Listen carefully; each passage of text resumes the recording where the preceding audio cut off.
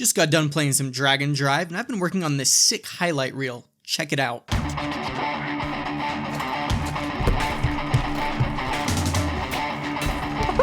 so bad. Why did I ask you that? I'm sorry.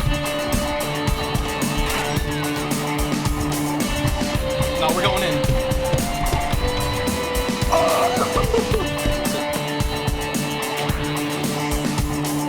Oh, come on. We're on time. Oh, good try. That's a good try. That's my fault. Oh, I turned on a dime way too early. Yeah, I don't think we're gonna win this one, guys. Oh, I tried to stuff him. Yeah, that's on me. Yeah, that's... Nope, I messed that up. Yeah. Yeah, that was bad. Yep. That was bad. That was really bad. Get up. Oh, no. I'm sorry, Chief. Oh, my gosh. That's crazy. I missed. This is gonna be a drag. Hi, I'm Try, and I paid for dragxdrive so you don't have to. At the cost of a cool $20 for a brand new Nintendo IP, I thought I was getting a heck of a bargain. Except I actually didn't. My initial reaction to the reveal was more confusion than anything. What is this? What is this? This is not what I expected. There was a lot riding on this game. Rather than look at it as our 1-2 Switch or Nintendo Land, which is a good game, it was compared to Splatoon and ARMS. Yeah, this is not that. I definitely held it to that ARMS and Splatoon standard when it was revealed though, and was reeling at the thought of this drab basketball game being a $60 or, heaven forbid, $70 title. I missed out on the global, jam? Am I reading that right? Anyway, I was really busy that weekend, so I waited till launch and just went for it. No demo, no nothing. And wanted to share my thoughts on whether or not that $20 bill I found on the street was worth putting towards Drag Drive. To start, you're getting tutorial. And of course you are. This game's controls are unlike anything you've probably played before. Points for novelty. But does it feel good to play? The tutorial gives you plenty, and I mean plenty, of time to try and figure it out. Honestly, I was just trying to get into the games and stuff. The tutorial lasted way too long. But I quickly felt egg on my face because even with that fat tutorial, I still sucked at the game. They show you how to move, and make sure you have plenty of space, like in real life, because you're gonna need it. You take your Joy-Con 2s, put them in mouse mode, and drag to drive. Right Joy-Con controls the right wheel, or I guess your hand controlling that wheel, and the left Joy-Con controls the left hand and wheel. You can hard brake with the left and right triggers as well. That's pretty much it for movement. I mean, you can bank off ramps and stuff, and the movement is by far the hardest thing to get down. It took me way too long to realize you don't have to just hard brake and drag to make sharper turns. You can also move the controllers in opposite directions to get the same effect. You know, like in real life if you were to do that. If you do get this game, I want to challenge you to fall into one of these little ramp divots and just try to get out. I don't know how to get out of this. I can't get out. I don't think any of us know how to get out. Oh my gosh. That was embarrassing. They then show you how to shoot and do stuff with the basketball. They even call you a baller.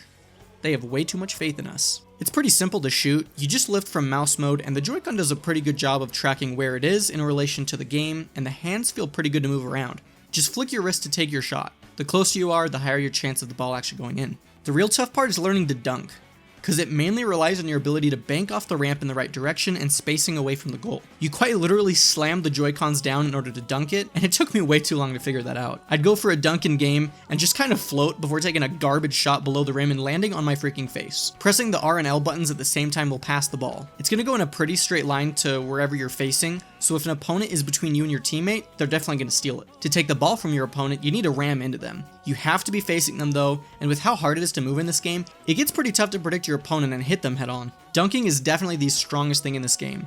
It's pretty consistent, and once you actually start dunking your Joy-Cons, it's pretty forgiving with spacing. They also give you bonus points, so it's much better than just a simple shot in front of the rim. You can also hit three-pointers, but like I said earlier, the further away you are, the tougher it is to make that shot. There's other little tricks and stuff you can do, but that's pretty much all you need to play basketball. You can also find those other little tricks in the menu. So where the heck are you when you're playing the game? You're put in these lobbies of up to 12 people and can choose whether or not you want to participate in the basketball games or just cruise around and try the mini games that are available. If you opt into playing games, you'll play 2 of them before a mini mini-game with the whole lobby ensues. They're fun little moments of stress and break up the games, which is cool.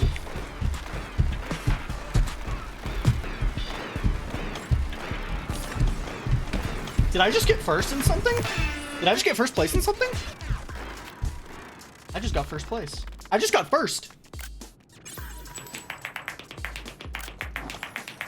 The main event or basketball game itself is 3-on-3 for 3 minutes. Pretty easy to remember. Because the game is 3-on-3 and the lobby's capped at 12, sometimes you'll get people that won't play the games and that'll result in uneven teams or smaller teams. And I think I hate that. I had a game where it was me and a freaking bot versus 2 Japanese men. It went about as well as you'd expect it to. Is this a... Why do I have a bot on my team? What? Look at this... Oh my gosh. This isn't even fun. That was a good block. Alright, let's get a point. Let's get points. Of course you made that. I hit his back. Ah! Finally! A freaking shot, dude! Let's go! Oh, I didn't mean to close. I say Japanese men to make myself feel better. Odds are it was 2 children that just absolutely gave me the business. I didn't play all the mini games and was honestly just having fun with the regular basketball games and trying to improve my game with each match. You'll notice too that different people are wearing different skins and colors. They have cosmetics, and if you were expecting wildly different costume choices, you're not gonna find that here. I got flashbacks to playing Halo Reach because some of these helmets looked pretty similar, at least as far as I could remember 2013. The characters are also nameless, faceless, personalityless impressions of us the player. Okay, design talk time. This game looks gray. You put literally any other Nintendo published game next to it, and it's gonna look like dirt. I actually had some issues with my past videos where HDR was kinda screwing with my video capture card, and I fixed it. But the game is so gray, you probably couldn't even tell. The light effects are fun, and funnily enough, you see some of the coolest visuals are outside of the actual dome you're in. If we could even just play like in a park outside or a completely different visual landscape, I'd give it a little more grace. Not much, but a little. So far, it's not looking very good for this game and my money, is it? Well, I did have more fun in this game than I did Switch 2 Welcome Tour. Low bar, I know, but there is some fun to be had here. It's kind of fun playing a game where everyone is at a similar-ish playing level. I obviously did nothing to help my team in those first few matches, but the more I played, the more I felt like part of the team. Except for the game against the Japanese men, that wasn't fun at all. But considering how much fun I was having without friends and being able to make callouts for passing or blocking people, I think with friends, this would be a really good time. Maybe it's my inner sport fanatic and team-based game enjoyment, but I could easily see myself spending hours just grinding it out with my buddies. There really isn't much else to say about the game besides answering the question, is it worth $20? For how expensive everything is today, $20 doesn't seem too bad, but I think it would be a pretty solid bargain at $10.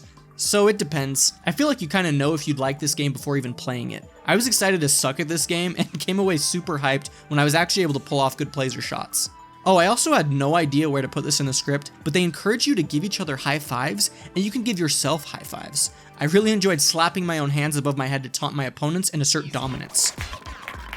It's too easy, bro. I'm fast as... And yeah, that highlight reel at the beginning was terrible. Here's the actual highlight reel. Oh! Easy layup. Easy layup. Dodge. Let me take it. Let me take it. Just lay it up in there. Let's go. You break it, now it's mine. ISO again. Easy clap. You just slammed it. That's it. It's so easy. Just slam it. Pass it to me if you want to score.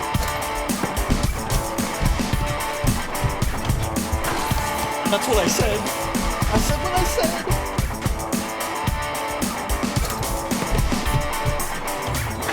There we go. That's nice. Oh, we got it. We got it. Breakaway. Fast break. For the slam. For the slam. And we take the lead. I just need to carry my team. Back, I got you. Okay.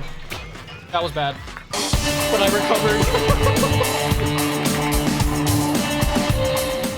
If you enjoyed this video, consider subscribing and sharing it with a friend. I upload every single week. Huge thanks to my patrons who support me here on YouTube and on Patreon. You guys are helping me get one step closer to my dream of doing YouTube full time. If you want to help me turn this dream into a dream job, I'd really appreciate your support. Links to my Patreon, YouTube memberships, and Discord server are all in the description down below. If you want to know whether or not you should buy Nintendo Switch 2 Welcome Tour, click the video that'll pop up.